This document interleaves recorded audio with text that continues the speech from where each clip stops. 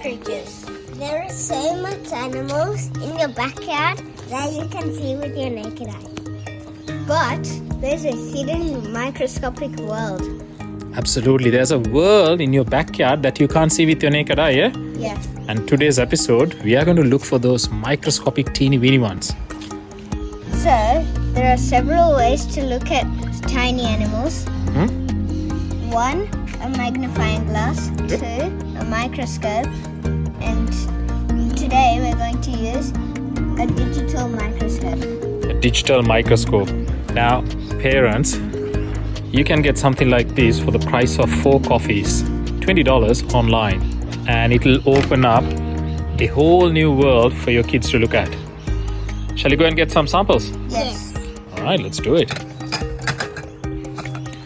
Now, if you have a few dishes, that's fine. But if not, you can use anything to get the samples on. What are you getting? Oh, some dirt. Some soil? See our soil samples? All of these magnified ones are sand. Wow. That's at 1000 magnification. There's an earthworm. It is an earthworm. You can actually see inside its body. That earthworm is quite small. But when you put it in here, look at that. Look how it's moving. Looks like it's eating. What do earthworms eat? Soil. Yeah.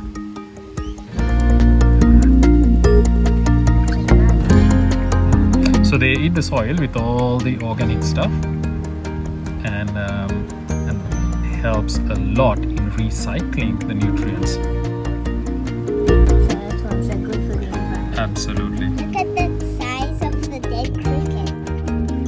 It's massive. You can see all the mouth parts Just and the antenna. Some form of an insect there. yeah. Oops. What's that? It's a small bug. Oh, what are you getting? Some water. So pond water has so many small animals living in it. So let's go to our frog pond. Yep. Let's look at that bit.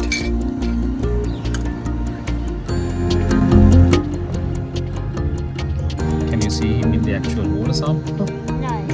No, because they're microscopic. You won't see them with your naked eye. But if you go here, there it is. It's moving around. If you have a field guide like this, you can find out which animals you see.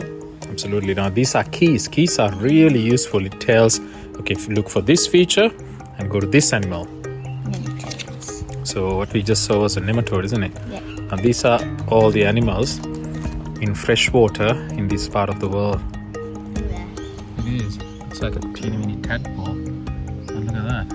Feed shrimp. I don't know the names of most of these microscopic Those things. tiny life forms eat. Well, they eat even smaller animals. There are a lot of plankton in water. Diatoms, I plankton. think that's some form of a fly larva. So you can actually see a lot of features using this microscope. See, it's segmented, meaning its body is in sections. Wriggly movements. That a water mite? It has 8 legs. Actually, it does look like one. It certainly was moving before. Is that what the book says? Yes. So they are relatives of spiders, eh? Yes. Mites. These dots that move around are actually single-celled amoebas. Yeah, it's a type of animal called amoeba. They only have a single cell in their body. We are made out of millions and billions of cells. Look at these guys. They just have one cell.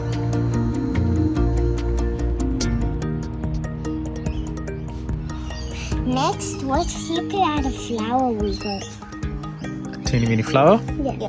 So we are focusing on the yellow bits, eh? Yes. Let's see. Life forms. Wow. Look how many different insects are there. Can you see that? Yes. Are you sure what that is? It's certainly some form of a flying insect. You can see the wings. Yes. Yeah. So maybe like bees, these guys also visit flowers, but we never see them with our naked eyes Yep. because they're so small.